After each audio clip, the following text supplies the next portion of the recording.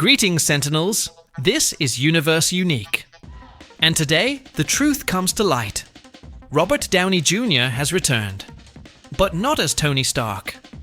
The first preview of Avengers Doomsday shows him transformed into none other than Doctor Doom. And this is not just a change of role. It's Marvel making a statement of intent. Before breaking down every detail of this teaser, here's a quick but important request. Subscribe to the channel.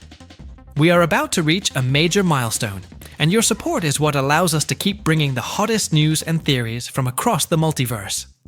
If you join this community now, you'll be among the first to discover each revelation before anyone else. Picture the scene. The camera pans slowly. The metallic mask emerges with an unknown green energy. And on the throne sits not just any villain, but Robert Downey Jr., transformed into the MCU's greatest threat. A twist so unexpected that it challenges everything we thought we knew since Endgame. But the most unsettling part isn't Downey's return. It's what Doom brings with him. Because there's a detail on that throne that no one is talking about. And once you understand it, you'll see this is not just a high-profile cameo. It's the foundation of a new reset for the saga. And here's my first question to you. From which city and country are you watching this video? Leave it in the comments. I'll be reading them all, and I want to know how far our Legion of Sentinels reaches. If this content is connecting you with the most powerful news and theories in the Geek Universe, then go for the triple kill. Like, comment, and share. The first key image feels almost ritualistic. The camera pans, metal pieces assemble as if following a silent command, and Doom's mask locks into place with a green flash, unlike anything we've seen before.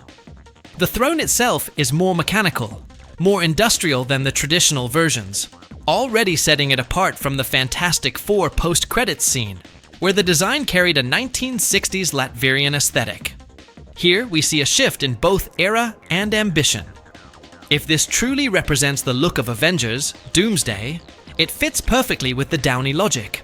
Each film brought a more advanced suit of armor. Except now, the armor reflects a very different philosophy. That green light is not the Time Stone. In the footage shown, it appears as its own magical emission, signaling that Victor Von Doom operates on two levels at once: sorcery and technology. In the comics, that combination is his unfair advantage. On screen, the translation elevates the idea through visual detail. Symbols are engraved into the medallions holding the chest chain. They aren't recognizable as Kamartaj runes or any standard MCU iconography.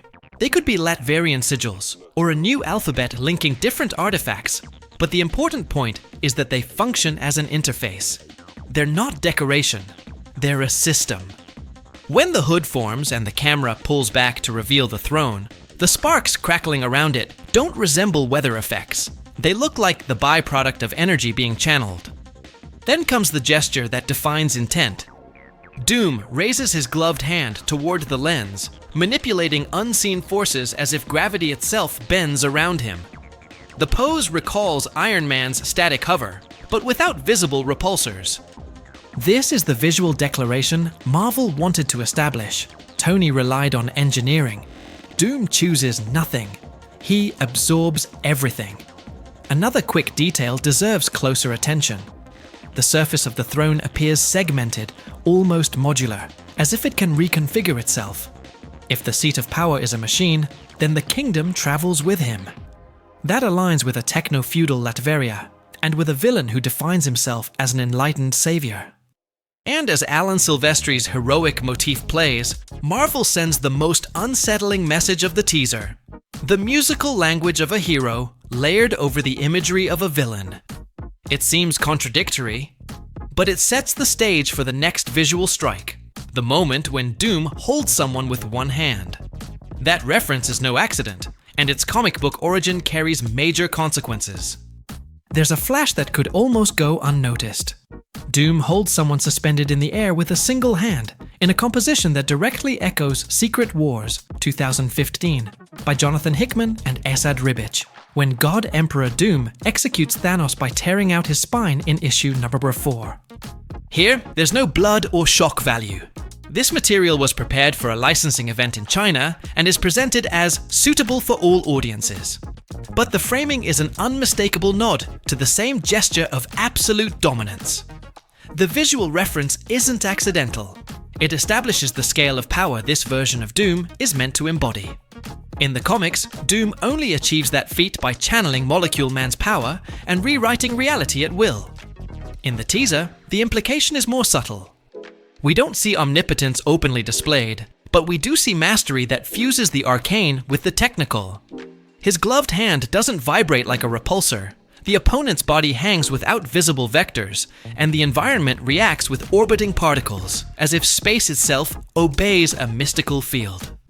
The staging pushes him above the level of Thanos without the gauntlet, placing him in a hybrid tier.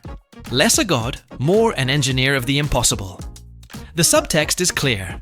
If Marvel legitimizes this kind of authority on screen, the battle against Doom won't be about brute force or a single artifact saving the day. It will demand coordinated intelligence, multiple fronts, and above all, understanding the source of his advantage. That's where the teaser adds another layer. Immediately after this gesture comes the clue revealing where Doom draws part of his energy. And it doesn't come from Latveria or Camartage.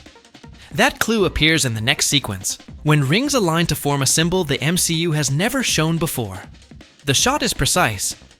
Doom gathers the 10 rings around him, and as they close into a stable orbit, a geometric design emerges at the center that doesn't match the usual MCU patterns. In Shang-Chi, the color and texture of the rings change depending on the user, bluish with Wenwu, golden with Shang-Chi, and the post-credits scene suggested an ancient beacon. Here, the spectrum and visual logic are different. The central circle resembles the radial symmetry of Camartage seals, but the lines are rigid, almost engineered, as if the magical circle is actually an interface. It's not a direct reference to the Eye of Agamotto, or any familiar runes. Visually, it reads as Doom's proprietary system, translating borrowed power into his own syntax. Doom's manipulation of the 10 rings fits his long-standing comic book profile as the enlightened usurper. He combines ritual and circuitry, from triumph and torment with Doctor Strange to his appropriation of cosmic forces in Secret Wars. The difference lies in how it's visualized. Instead of an organic spell, we see a measured, almost industrial assembly, where each ring functions like a module in a mystical particle accelerator. If the rings acted as an antenna in Shang-Chi, here they operate as a decoder, concentrating a signal and converting it into an operational diagram. Doom can reconfigure through his gauntlet. The result isn't just raw power, it's control of the flow itself. Channeling, labeling, redirecting. Watch the periphery as the symbol completes. Fragments hover around Doom in evenly spaced trajectories, while the circle's center pulses as though it recognizes different families of energy. This staging suggests cross-compatibility between artifacts of unrelated origin, a concept the MCU has teased with relics communicating from Doctor Strange to Eternals. If Doom manages to standardize that dialogue, he doesn't need to own every artifact to dominate them. He only needs to impose the protocol. It's a dangerous idea. A villain who doesn't steal relics, but integrates them into his operating system. The visual confirmation comes right after, when the diagram shifts and the central figure morphs into recognizable Marvel icons. At that point, the symbol stops being abstract and becomes a war map. The sequence immediately shows emblems: Avengers, Black Panther, Fantastic Four, and X-Men, linked together in a single chain, as if the rings project not just energy, but tactical alignments. That's the moment the teaser reveals its strategic card. The battle won't be a one-on-one fight, but a conflict splintered into multiple simultaneous fronts. After the ring's diagram stabilizes, the central symbol reconfigures, cycling through the key emblems. The Avengers A, the Black Panther armor outline, the new Fantastic Four logo rotating around a globe, a clear reference to Earth 828, and the iconic X-Men X. All of it is underscored by Alan Silvestri's theme, which here plays almost as musical irony, a heroic fanfare underscoring Doom's choreography. This isn't just a branding montage, it's cartography. The rings aren't merely channeling energy, They're mapping a board where every faction has its place. The tactical implication recalls Infinity War, teams divided across simultaneous battlefronts, missions that don't converge until the climax. The Black Panther frame, paired with Letitia Wright's confirmation of filming scenes for Doomsday with an updated suit, points to a Wakandan vector combining technological and mystical responses.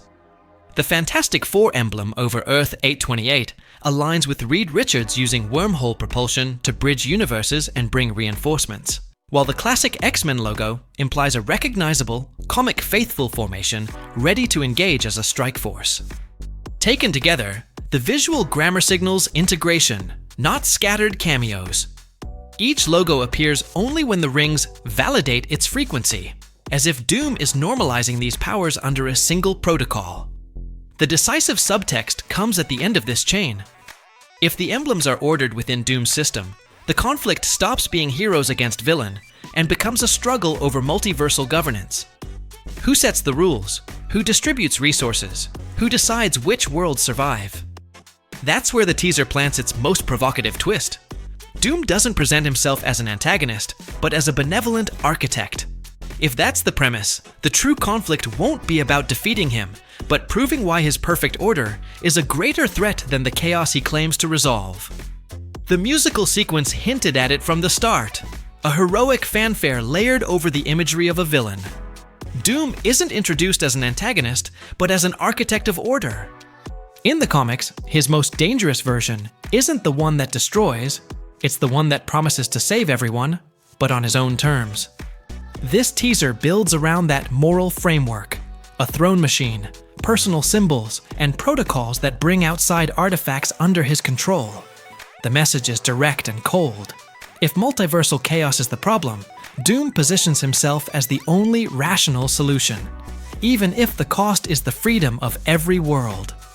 That approach matches the repeated clue across the base material.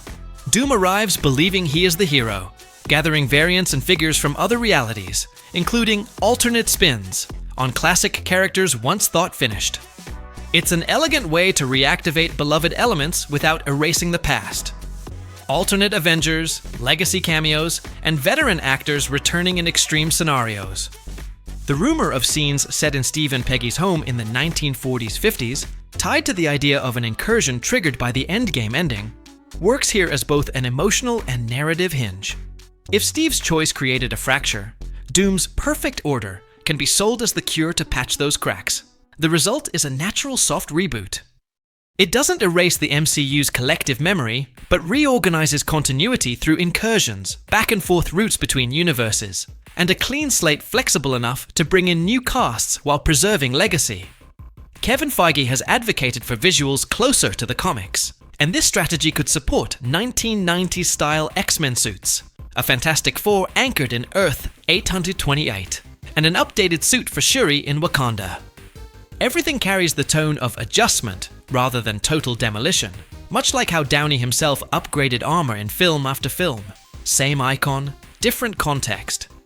The ethical dilemma, however, turns spectacle into a question. If Doomsday begins with Doom convinced he represents the greater good, then the conflict with the teams isn't only strategic, it's philosophical. Who decides which universe deserves survival? Who determines which version of a hero is valid when each is canonical within its own timeline? The teaser doesn't answer, but it places Doom in the most uncomfortable and most powerful position. The antagonist who might be convincing. And that's where the danger lies. When reason sounds this persuasive, the true price usually reveals itself too late. Before we wrap up, tell me in the comments which city and country you're watching from. I want to read it and see just how far this community reaches. If this breakdown helps you better understand where the MCU is heading and gives you an edge in catching the references right away, make sure to subscribe. We're very close to an important channel milestone, and your subscription makes the difference.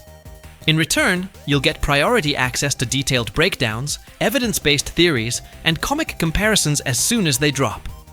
Your support is what allows us to keep raising the level in every analysis.